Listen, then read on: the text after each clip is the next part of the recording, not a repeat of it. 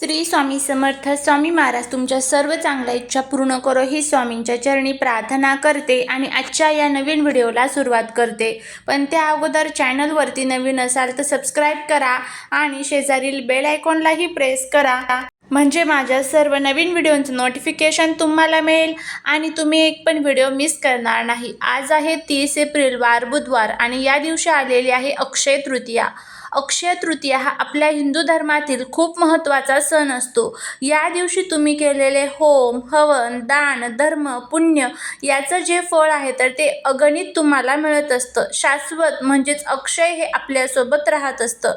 तर आज संध्याकाळी आपल्याला असाच एक अतिशय प्रभावी असा उपाय करायचा आहे. संध्याकाळी आपल्याला कापूरसोबत ही एक वस्तू जी आहे तर ती जाळायची आहे. यामुळे काय होईल तर आपल्या घरातील वास्तुदोष, पितृदोष, नकारात्मकता, दारिद्र्य संपून जाईल. आपल्या घराची, पतीची, मुलांची खूप प्रगती होईल. घरामध्ये पैसा हा टिकेल आणि प्रत्येक कामामध्ये आपल्याला यश मिळेल. असा हा प्रभावी उपाय आज संध्याकाळी कसा करायचा, कोणत्या वेळेत करायचा याची संपूर्ण माहिती आज या व्हिडिओमध्ये मी तुमच्याबरोबर शेअर करणार आहे. त्यामुळे व्हिडिओ हा स्किप न करता शेवटपर्यंत पाहत राहा आणि चॅनलवरती नवीन असाल तर सबस्क्राईब करा. कमेंटमध्ये जय माता लक्ष्मी लिहायला विसरू नका, जेणेकरून माता लक्ष्मीची तुमच्या कुटुंबावरती भरभरून कृपा होईल. तर आज बघा, आपल्याला घरामध्ये काही सेवा करायच्या आहेत. त्यामध्ये तुम्ही कनकधारा स्तोत्रम, ललिता सहस्रनाम, विष्णू सहस्रनाम, लक्ष्मी गायत्री मंत्र, विष्णू गायत्री मंत्र आणि व्यंकटेश स्तोत्रम या सर्व सेवा करण्याचा प्रयत्न करा. तुम्हाला जर या सर्व सेवा म्हणणं शक्य नसेल तर तुम्ही आज ह्या सेवा ऐकल्यात तरीही चालतील.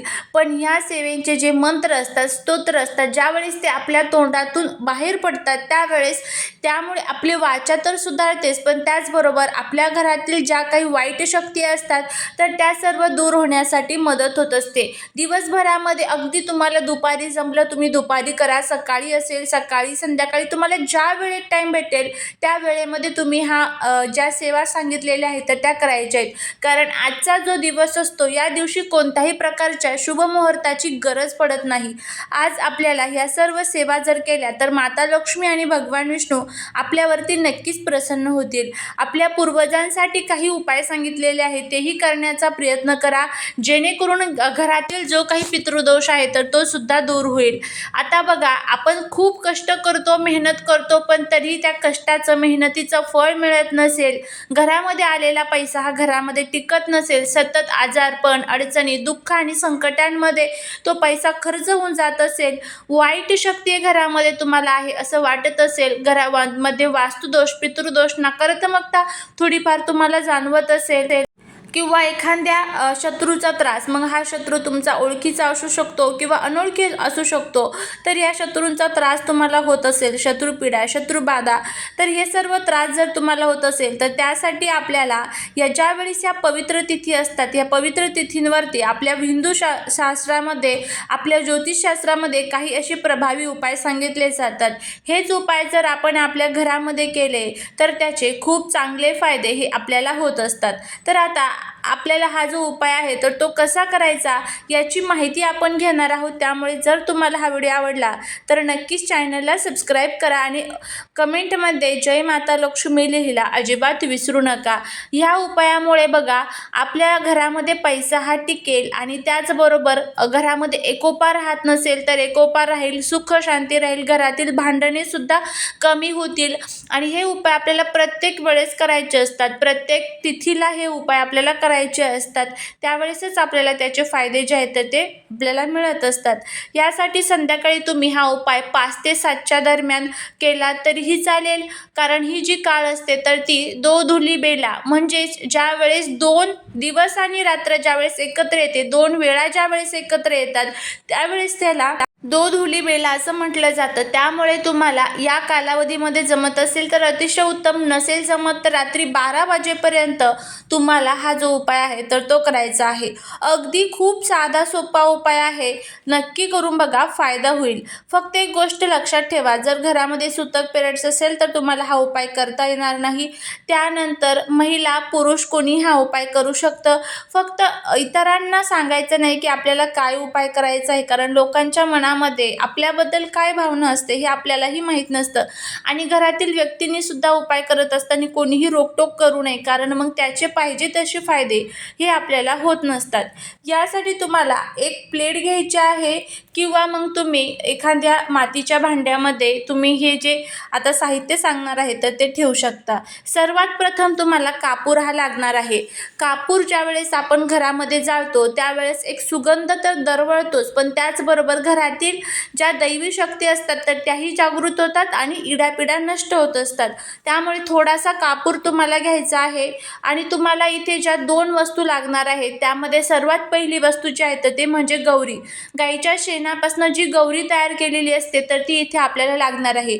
ज्या ठिकाणी पूजेचं साहित्य असतं तर त्या ठिकाणी ह्या ज्या गौऱ्या आहेत तर त्या विकण्यासाठी त्यांनी ठेवलेल्या असतात. अगदी थोडीशी गौरी जरी तुम्ही आणली तरी चालेल. त्यामध्ये पंचतत्व असतात आणि गाईमध्ये किती तर 33 कोटी देवी देवता हे विराजमान असतात आणि त्यामुळे गाईच्या शेणाच्या गौरीचं महत्त्व हे कोणालाच वेगळं सांगायची गरज नाही आहे.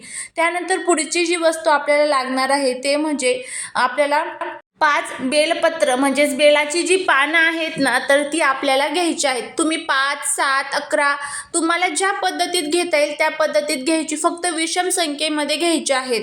त्यानंतर आपल्याला थोडंसं जे शुद्ध तूप असतं गाईचं तर ते सुद्धा लागणार आहे. आता सर्वात प्रथम कापूर जो आहे तर तो तुम्हाला प्रज्वलित करायचा आहे दिव्याच्या साहाय्याने आणि त्या गौरीमध्ये तुम्हाला तो टाकायचा आहे. म्हणजेच काय तर गौरी तुम्हाला ती प्रज्वलित करून घ्यायची आहे.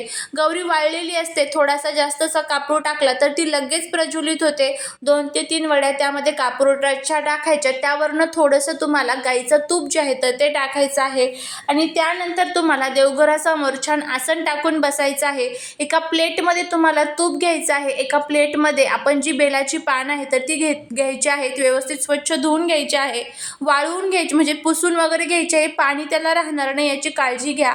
त्यानंतर आसन टाकून बसायचं आहे. सर्वात प्रथम देवी लक्ष्मी, भगवान विष्णू आणि श्री गणेशाचं स्मरण करायचं आहे आणि देवी लक्ष्मीला सांगायचं आहे की आज मी ह्या बेलाच्या पानांचं हवन जे आहे तर ते माझ्या घरामध्ये करत आहे. माझ्या घरामध्ये सुख, शांती, समृद्धी टिकून राहू दे. घरातील पैसा हा टिकून राहू दे.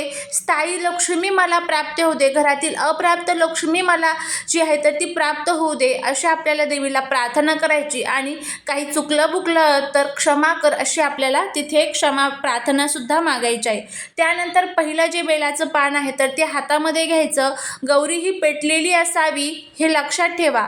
त्यानंतर तुम्हाला त्या तुपामध्ये हे जे पान आहे तर ते बुडवायचं आहे आणि ओम श्रीम नमः स्वाहा म्हणायचं. स्वाहा म्हटलं की त्यानंतर त्या गौरीवरती हे पान जे आहे तर ते तुम्हाला टाकून द्यायचं आहे. परत पुढचं पान तुपामध्ये भिजवायचं, ओम श्रीम नमः स्वाहा म्हणायचं आणि ते तुम्हाला त्या गौरीवरती टाकायचं आहे. अशा पद्धतीने तुम्ही 5 वेळेस, 7 वेळेस किंवा 11 वेळेस या बेलाच्या पानांची आहुती जी आहे तर ती त्या गौरीमध्ये तुम्ही देऊ शकतात.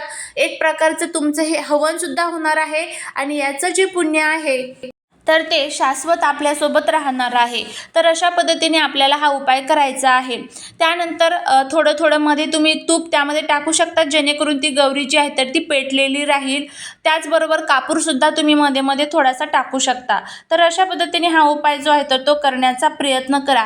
जी राख नंतर थंड होईल तर ती झाडांखाली टाकून देऊ शकता. घरातील प्रत्येक व्यक्तीच्या कपाळाला लावू शकता.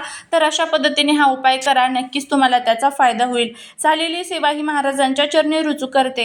व्हिडिओ जर आवडला असेल तर लाईक, शेअर आणि सबस्क्राईब करायला विसरू नका. श्री स्वामी समर्थ.